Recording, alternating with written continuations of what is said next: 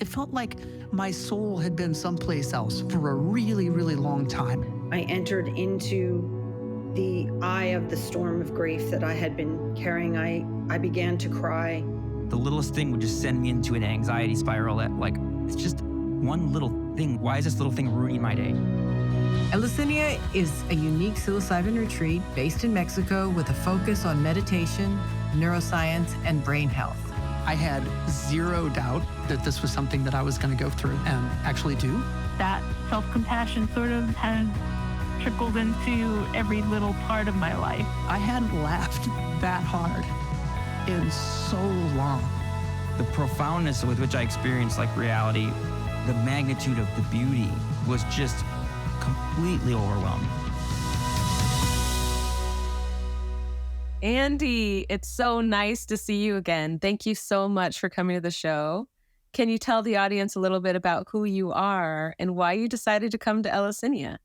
Well, good morning, Tanya, and good afternoon your time. Yeah, I'm super excited about doing this. I've been up most of the night making some notes. So, yeah, look, I'll start. My name is Andy. I'm 61 years old. I live in a place called Noosa in Australia. It is a small seaside surfing town, which is about 150 kilometres north of Brisbane. It's in the subtropical zone, so it's a very idyllic, awesome place to live. I've been here for almost 20 years. I'm a car wholesaler by profession. I have a partner. Her name is Lexi. We've been engaged for approximately 4 years. And I guess, to be perfectly honest, I recognize now that I've suffered from anxiety and later in life depression, probably from my mid-teens. The anxiety part, because I've got a rather hyper personality, wasn't such an issue in my life. In fact, it was, in some instances, a bit of an advantage. But later in life, it's been wrapped in a cocoon of anxiety/depression. That led me to the path, my journey to find a cure, if you like. And it was affecting my relationship. I would become anxious and depressed, and I would self-medicate with alcohol. And my partner, Lexi, as the expert observationist that she is, would recognize that this cycle would happen roughly every 6 weeks. So every 6 weeks, I would go downhill and I would turn to alcohol and I would binge for 3 or 4 days, where I would just tuck myself into bed and turn the TV on, and I would not emerge for 3 days. And at the end of that, I would stop drinking, get sober, and I wouldn't look at a drink for another 5 to 6 weeks, but then the same cycle would repeat. So that was a psychological effect on our relationship and particularly on Lexi. And I guess I recognized that she was worth it and she'd had enough, and I had to do something more than talk, because that's all I ever did, was say I was gonna do this and I was gonna do that, and I never did anything really. And so then I agreed to go to a psychologist and then on to a psychiatrist. And the psychiatrist prescribed me an SSRI, which I took. And after 2 or 3 weeks, I became very, very ill on it, and it had a really strange effect on me. It affected my short-term memory. In other words, I'd go to a supermarket and totally lose track of where my car was. So I went back to the psychiatrist and I told him this, and he said, yeah, it's not uncommon. We'll try another SSRI, and that's a normal thing. One mightn't suit. We'll find one that does. So I tried another. After 2 weeks, I'm losing my car again and, felt nauseous, and I decided, no, this is not it. I'm not doing this. And that was my experience with a psychiatrist, and that was my journey to try and find something apart from traditional medicine and, psychiatrist therapy, if you like, which led me to looking for an alternative means. Wonderful. Thank you for sharing all that, Andy. Did you have a part in choosing Eleusinia? I know you guys are far, so Okay, I've got a really good answer for that, I think. Once I decided that the SSRIs were not effective on me and I didn't want a lifetime of being nauseous or being numb from them, I don't want to live on a Valium or something like that. That's how it felt. So suddenly in the Australian news started creeping in this conversation about psychedelics use in psychotherapy, if you like, and also MDMA, ecstasy, in post-traumatic stress syndrome, right? So I thought, great, this is going to be awesome. Here's something new. I realized that the ecstasy is not natural, but the psychedelic, the mushroom is. And so I would love to give this a go. So decided to research this online, and Australia are crowing about how we're one of the first, and I think Oregon and a few other places where we were up there. Well, when I learned the truth of it was that the government would select very, very few recommended psychiatrists that were allowed to administer it, and it was only actually being able to be administered to people that had depression that was not being able to be treated medically.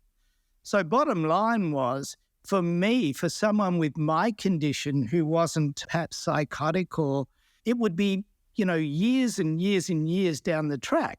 And by that time, I figured my relationship's got to be over. I need help now. So the argument it pressed about being able to use in Australia was not going to happen. And that led to my journey. I want to do this. I'd researched this. I believed it blindly, but I believed it. So then became a worldwide search of retreats where this was legal. And not only did I research Mexico, I researched Europe, Spain, Netherlands included, Latin America, South America, Mexico, the few states that do this in America. And then, of course, researching this, a number of the retreats had their own home videos where you find their site and then they'll give a 2 or 3 minute YouTube video where they explain how their retreat evolved and what they do in their retreat. And almost without exception, every one of these had this sort of woo-woo appeal to it. There would be a bunch of people sitting with bohemian-looking clothing around a campfire with beads around them, etc., etc. And I've got nothing against that. It just didn't resonate with me. And then I came across Eleusinia, and there was this very attractive, blonde, middle-aged female doing a fireside chat, looking well-groomed, well-dressed, eloquently spoken, and gave this 2 or 3 minute explanation of her journey. And obviously hers, this is Jess we're talking about, and Jess's was a headache thing. She had a pain management thing going on that she wanted to resolve. And her story and her science-based explanation and the team members that she included, of course, you're an integral part of that, and Josephina, et cetera, it all made perfect sense to me. And I thought, and I'm a salesman at heart, and I thought, my God, if I showed this to my partner, Lexi, this is the hook. This is the bit that's going to get her. She knew that I was researching this, and I said, I would like you to have a look at this lady who gives this YouTube directive on her retreat in Mexico. So I played it to her. Before it had finished, she was asking me, can I go there for support? Can I come with you for support? She was in. She was all in just on Jessica's explanation. And she'd also viewed a few of the other ones that I'd seen before. So that was the selling point for Eleusinia. It was game, set, and match as soon as we watched that. Amazing. Okay, so when you guys arrived and settled in, were you still feeling like this was the one and you were hyped and ready the first night? Yeah, absolutely. And I should say that, to backtrack, that I thought when I agreed to take Lexi, I thought that maybe that's not such a good idea. I thought that maybe that would inhibit my own experience, that I wouldn't be able to be myself. But I'd agreed to it, and essentially I wanted to there, but I did have those anxieties. So anyway, the travel from Australia was 30-odd hours. It was terrible and long, and we spent 2 days in Mexico City so we could acclimatise. Then there was meeting at the hotel with the other guest for the bus ride to, am I going to say it right, Valle de Bravo. And as soon as we got on that bus, and I won't use anyone's names, but there was 3 or 4 other participants that I knew I would connect with immediately. And given that I'd listened to your podcasts, and I mean all of them, I've never researched anything, but I researched the crap out of this. I listened to all your members' podcasts, and I listened to all your team members' podcasts as well. You included Josephina, Tyler, Andrew, who's no longer with you, and so on, Jay, and so on and so on. So, yeah, I was ready. And I knew from the time that I got on that bus and looked at those other participants that I would have a completely different connection for them at the end of the retreat, and nothing more is true. And I'm still in touch with those people. So, yes, arriving at Eleusinia was everything. It was kind of weird because we arrived in the bus and all you guys were lined up to the left of the gate. And I knew you all because I'd seen your faces so much on podcasts and on the website, etc. I said to Lexi, that's Josephina, that's Tanya, that's Tyler, that's Jess, etc., etc. So, yeah, it was right. I absolutely loved it. The orientation when we got there, I mean, it was 2 or 3 o'clock in the afternoon. It was meeting all the other guests, having a wander around. The thing that I remember being introduced to your room, etc., the thing that I remember most about the first day was a fireside chat that apart from in the afternoon, we did a little thing with Josephina where she gives you a few words. Now, I won't tell you what those words were. Each person goes to Josephina. She gives you some words to reflect on, does a little ceremony, waves some smoke, whatever she does. But those 3 words, it was like Lexi had had a conversation with her way before she'd got there. She knew exactly where I was at, and she had met me for 30 seconds. So I was pretty super impressed.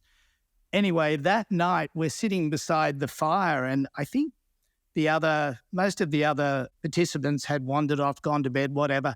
And Jessica's sitting there having a conversation with us, and she asked me, she said, what do you want out of this? And I started going into this rant about, I want some of this white noise removed out of my head. I want these little things that annoy me removed, et cetera, et cetera. And I don't really remember exactly what she said, but I got the intention and the inference of what she said. It was kind of like, Andy, you don't know what you're talking about. And I didn't know what that meant then. And I went back to my room and I said to Lexi, do you think I've said something wrong? Did I say too much? And Lex said, no, I think you were fine. But anyway, after the experience, I now know that you don't actually get to decide your experience and what things will be resolved or discovered during that. The medicine does that for you. And that's what she was getting at. And that, as soon as I'd had the macro day, that was like home run in what she said. I totally appreciated that and got it. So let's start with macro day. How were you feeling while you were sitting for ceremony and you were about to ingest? And then if you can tell me like step by step what you remember when it first started and what it progressed. Sure. The night before was a fairly anxious sleep, as you're sure. And then there is the breath work, and I'm a fairly hyper anxious person. So I wanted to get it on, and we're doing the breath work, and I'm thinking to myself, come on, let this end. I just want to ingest and go for this journey. So anyway, we do the breath work and the ceremony, and we have the medicine, and we were told by Emilio to walk across the grassed area, slow steps, et cetera, et cetera. And I'm walking and I'm thinking, not much is happening here. Well, then my entire world changed. There's a hedge that runs along one side of the property there, and there's these purple flowers on it, and they're jumping out, and the cane fields and the palms and the mountain beyond are swaying, and like things are really weird. And I'm thinking, I'm feeling quite anxious. And the first thing that went through my mind is, oh my God, I've asked, Lexi's doing this at the same time. What have I done? And at that point, Jay or Tyler, can't remember which at that point, they direct me to a station where I lie down, sit down, And at some point, I think Josephina must have sensed that I was a little anxious. So she came over to me, and I was lying down and she was massaging my head. And the words that she was saying were like, let the medicine do its work. And her words were like pure love. I mean, she has this small tone, and it was just the most flowing, magical, musical words that I could imagine. And from anxiety, then I just slipped. Then I just went. So you slipped and, I'm assuming, dropped out of that anxiety and went into a different state of consciousness. So what was that like? It was unbelievable. Look, I had all these preconceived notions about how this was go. Forget it. It was all bullshit. Everything I thought was in the reality was completely different. From the time that Josephina had settled me and I was in for this ride, I felt like I was walking through the most beautiful rainforest. And I came into an opening where there was a river, the most gorgeous river, just flowing over rocks, kind of rapids. And I'm standing on the edge of this river, and I can sense that the riverbank is quite wet. It's slippery, but I'm not slipping. I'm just staring at this water, and it's flowing, and it looks so inviting, and I just want to get in there. But I'm still a little nervous. I don't really want to jump in.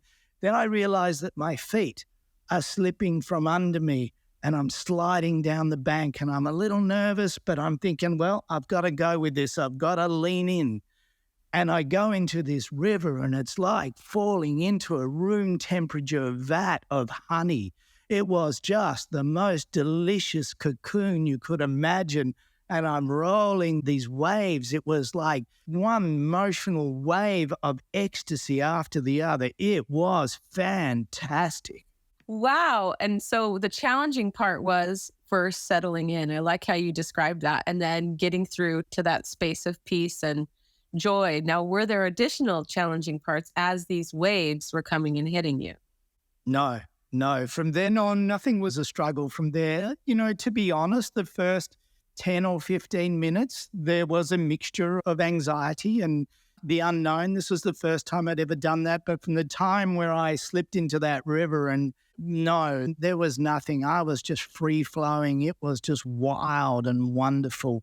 And by the same token, there was at no point during my entire experience, which was 5 hours, 6 hours, did I lose any reality? I mean, yes, I lost, was able to dip into this wonderful world, but I was also able to pull out of that world and ask my guides how Lexi was. And I know I did that to ad nauseum a number of times, and they would give me the same answer, whether it was true or not, all the time, that she was fine and it was her thing and I should just enjoy my own, blah, blah, blah. But it was so easy to slip in and out of that. And I should say that Jay, he has this gruff, this gravel voice. And whenever I felt a little bit like I wanted to just pop back into reality, to check on my world, to check on the people that I love, see that everyone was okay, he was there. I'd ask him, he'd be there in that voice. He was like the rock of Gibraltar. It was fantastic to know he was there. And all my guides were fantastic, but he was the rock in my experience. He was the one that I could bounce off at any time. And I could choose to bounce when I wanted to bounce. It didn't bounce me. It's interesting because once I was in that flow, I was prepared to try other things. In other words, I asked for my headphones and music, and I listened to that. And while the music was perhaps better than normal, it really wasn't my thing. I could feel the sun and the wind, and that felt really pleasant, but it wasn't really my thing during the experience. But I did find out what my thing was, and that was talking to my guides. It was conversation for me. It was the most hilarious, comical conversation. I had this whole pantomime, this play, this stage show going in my mind where I was employing Jessica into a band, and we were all talentless. We couldn't play any instruments, and I was firing them and hiring them and talking to them. And Jay was doing some legal work for us. It was a conglomerate of conversation, and I could hear Jessica and you and others laughing. And I wondered whether I was actually being funny. Maybe I'm just being an absolute dick. And I remember coming out, and popping out and saying, Jess, did what I said, you're laughing, but are you just amusing me for the sake of it? Or is this actually funny? She said, yeah, Annie, this is hilarious. I wish I could record this, but, blah, blah, blah. So, yeah, I had this whole, and I didn't want to leave it. I did not want to leave it. It was just so fantastic. I would close my eyes and this beautiful roller coaster of cosmic colors that I don't even have names for they were like poker machines. That didn't cost me anything. It was just fantastic. And the conversation, I could just think of one-liners one after the other. I think Jessica said to me, she said, I thought you weren't going to top your one-liner and I'd come back 5 minutes later and you just did. Whether or not that's actually true in hindsight, I don't know. But there was a lot of people laughing. So I guess it made me feel wonderful. It was an absolute joy. It was a pleasure. It was fantastic. Yeah, and you were really bathing in it. And not a lot of people move into this space. Everybody's different. Some people like to have conversation, and you really just dropped in and allowed it. And so that's wonderful that felt so freeing and so joyous and so fun and wonderful and blissful. So then as the day was coming to a close, how were you feeling? What started to come as that phase started to end? Can I say something else? Because it needs to be said, is that I can't be sure of the time frame here. Perhaps it was about 2 to 3 hours in, but at some point I needed to go to the toilet. And I needed a little bit of assistance to get there, a little bit of guidance. And I think it was Tyler and Jay. They helped me to the loo. And so I went to the loo, and that was great and necessary. And I came out of the loo, and coincidentally enough, I ran into Lexi there. And I think I turned to Jay and I said, is it okay if I give Lexi a hug? I hadn't seen her. She'd been in her own experience. It's the first time I'd hooked up with her physically in 3 hours. And let me tell you, when we embraced, it was a merging of souls.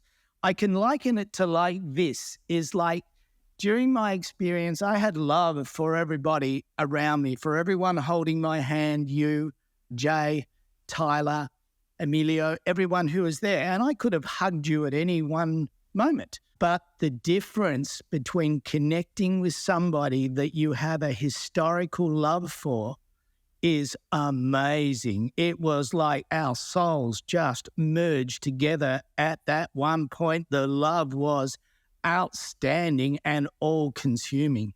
And that's not just from, whoa, what happened?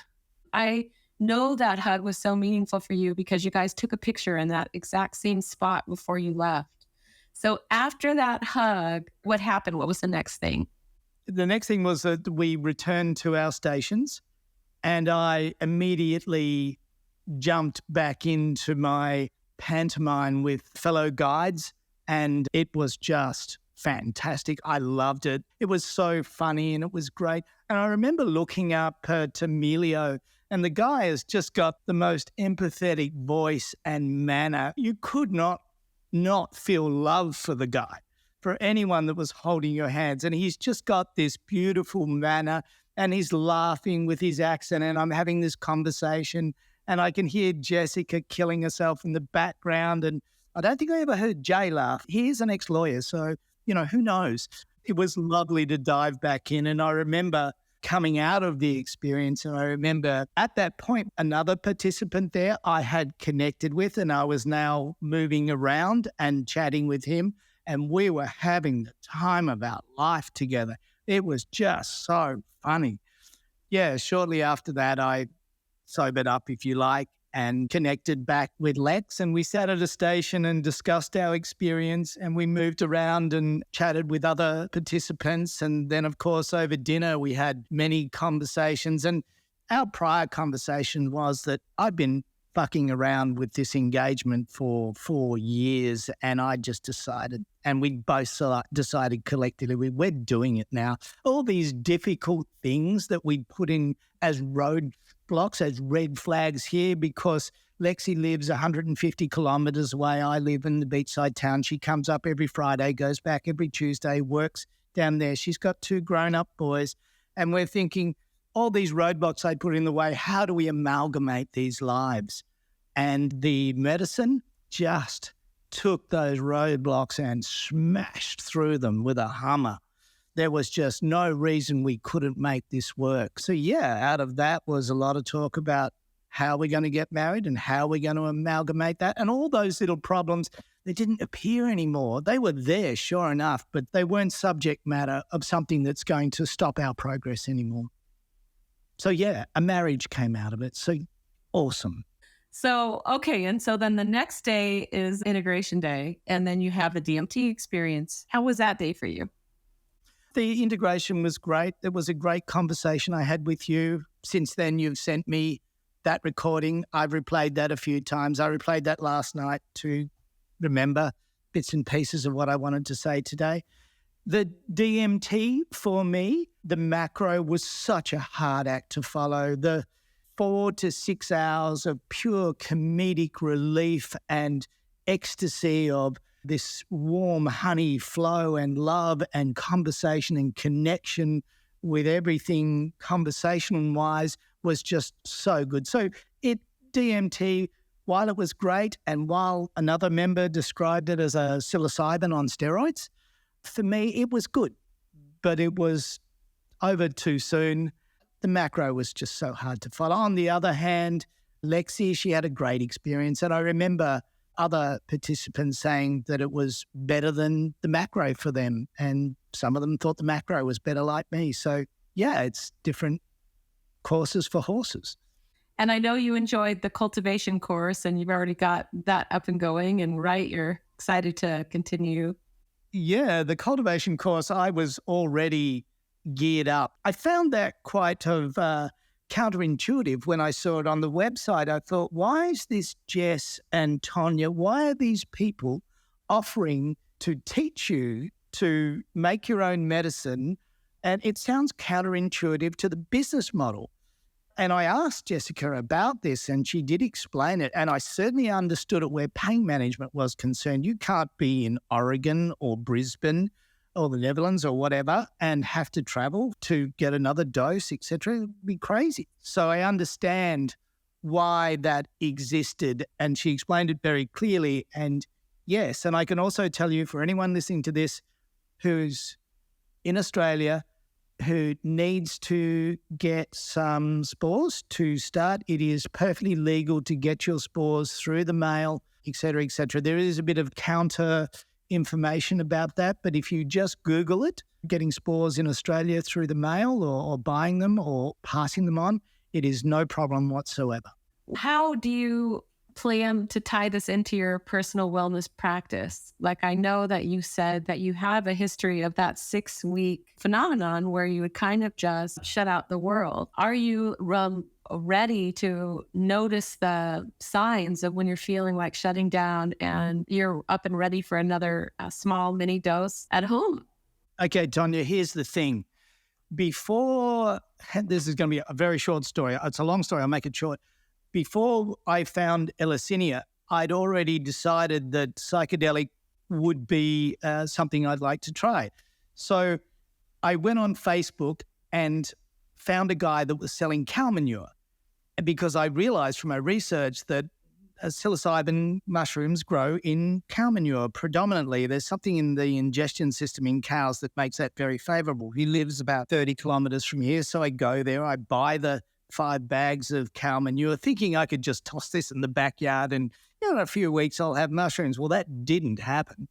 But anyway, I was talking to this guy and he was a lot younger. He was in his 30s and he was super interested in my story, And he's told me, he said, you know what? And he has got 20 acres. He said, you know what? I take the lawnmower out the back and I run over these mushrooms that start bleeding blue fluid out of them. And I'm like, mate, you've got to save some for him. So he agreed to, and I thought nothing of it. A month later, I get this text message. So anyway, he came good. So I go out there, I collect these mushrooms, I get them verified on a website, what they are. I don't want to die eating them. So I dry them and store them, but I was too terrified to take them before I'd done Eleusinia. So cut a long story short, I had my own supply to get high back here in Australia. So I have mini dosed since I've returned, and it was wonderful. And as was explained by Jess, and I think by you, it's trial and error. You have to figure out, is it half a gram? Is it 1 gram? Is it 1.2 or whatever? I know what it isn't because it's too much. And I know the lesser amount. I have a fair idea what will be satisfactory for me. So hopefully with my cultivation, with my store, with what I have stored, I'll have enough to get through till my first flush. Wonderful. And I know that it helped at the retreat to have your mini dose. And I remember you saying that the mini dose at the retreat, you didn't feel very much, but Lexi did. Can you tell us about that day and that hike? Lexi had a wonderful experience. Her macro dose was a mixture. It was overall a very positive experience, but she had some tears during it, which is not uncommon. But she moved to another station. She had a really nice time at the foot of the mountain watching the sugar cane and the palm trees and the mountains. Fantastic. But yeah, on the mini dose, for the first hour, I tried virtual stuff, trying to relax, eyes shut, breathing. I didn't really get a whole lot of effect, but Lexi had a wonderful time. She had a lovely meditation period where she was laying down with the blanket on her, and that was awesome. And then for the next 4 hours, it was like she'd had 2 glasses of champagne for the balance of the afternoon. And we went for the walk to the lake, and it was pretty muddy. And we were wearing thongs, which seemed like a really good idea at the time. Turns out it was, because the people who were wearing shoes, man, it was just dreadful. So the mud and the plant matter was sticking to her thongs, and she thought it was the most hilarious thing. And the more she walked, the heavier her feet got, and we just killed ourselves laughing. So the mini dose for her was fantastic. She loved it. She's not sure what her dosage level should be. And mine improved from there. I had a really smooth second and third hour, and it was nice. But again, like I was told by Jess, and I think yourself, that it is a bit of a trial and error thing, and I'm working it out. I'm working on it. That's wonderful. And I think one of the things that we're speaking of too is how you're feeling at home. Like, did you have any post-retreat blues when you got back? You mentioned earlier, as a response to what I'd said, that I had this 6-week cycle. Well, I can tell you now it's 12 or 13 weeks now. I have no desire to medicate with alcohol. It seems ridiculous now that I look back on it. And what I would do is I would self-sabotage my relationships at this 6-week point and everything else, and just disappear into my 3 days of alcohol. I am not doing that. And the major thing on returning in terms of my mindset is that even though the challenges with business are pretty tough right now, before I left, I would be catastrophizing the end. I would think, oh my God, I've failed and I'm 61 years old and it's going to be terrible. I don't have that anymore. That's gone. It's not that I don't take every day really seriously, and I try my hardest to achieve what I need to achieve in business. In fact, probably harder than I ever have, but I don't have that fear anymore. The fear it's gone. It doesn't exist. And it's not that I'm flippant about it, but I will get through. And I know now, and I think to some degree, it's really an importance of knowing that there are alter states. It's knowing that there are other realities than the one that I was living, and they're not necessarily any less important. So just knowing they're there, knowing they exist, is a wonderful. That is so beautiful. I really like that you hit the nail on the head with that we kind of know that our perception, and whether it's negative or catastrophizing, it doesn't have to be the end all be all, that we can shift out of it easily. And there's non-ordinary altered states that are much, much more brilliant, beautiful, in touch and connected. So that was totally beautiful. Thank you. Is there anything else, Andy, that you think that you forgot to mention? Yeah, I think that's something that is ironic. Coming from Australia and only spending 2 days in Mexico City and then going to the retreat, I'd listened to, of course, all these podcasts, and I'd heard all these people speaking about the attention to detail, Once we went to our room on that first night, I think there was a light bulb that wasn't working. And I think maybe the pasta we had that night was not as warm as, and I should say the food there. Anyone who's a foodie, go. I'm vegan and vegetarian and going, the food was outstanding. It was knockout. But anyway, I remember saying to Lex in bed that first night, I said, they're talking about attention to detail. I hope it improves from here. Well, oh my God, don't worry about a light bulb. And the attention to detail was unbelievable. Your schedule was full every day. You knew what was going on every day. Every single question you could think to ask, every need was catered for. And the macro experience, the way you were cared for, the love that you were given, the reassurance and the guidance was exemplary. It's such a true thing. The attention to detail, the crew that Jessica has put together, it's Olympic standard. It is a gold medal performance. Oh, Andy, thank you so much. Now you must tell me, did you get that light bulb replaced? Well, it wasn't that one.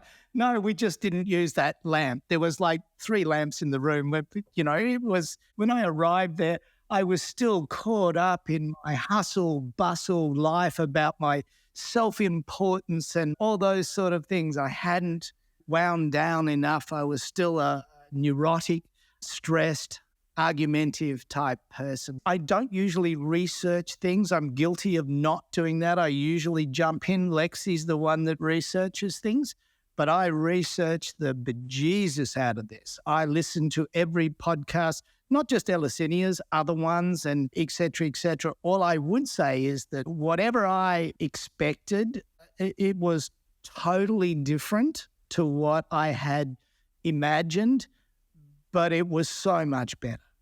It was so much better. The whole thought of going there and having an experience, and that was going to be the silver bullet, the one thing that changed you on the spot. You were going to wake up after that and be a different person. For me, I wasn't, but I had these tools, these inferences, these things in the background that will serve me for life. Only after do you realize this is a terrible business week, but you know what? And I really care about that, but I don't care. I'm okay to win, lose, and draw so long as I'm putting in. And you go, wow, that's a different mindset. And then you know what caused it. So mini dosing for me, once I find the right level, will be an ongoing thing. I think that's my level, and it's just a matter of figuring out the grammage now.